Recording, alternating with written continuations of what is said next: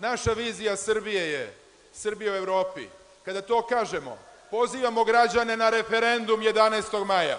Na referendum koji odlučuje da li Srbija ostaje sama ili ide zajedno sa evropskim narodima. Na referendum na kome se odlučuje da li Srbija hoće 200.000 novih radnih mesta ili hoće da izgubi i postojeća radna mesta. Na referendum na kome se odlučuje da li će naša deca pohađati najbolje škole i takmičiti se sa svojim vršnjacima iz Evrope i sveta, ili će naša deca bežati od svojih vršnjaka, jer nemaju sučim pred njih da izađu. Mi hoćemo taj referendum, jer nismo mi jedini narod u Evropi koji ne želi da živi normalno. Mi smo narod kao i svi ostali u Evropi i bolji smo od nekih evropskih naroda. Možemo da ih pobedimo sve.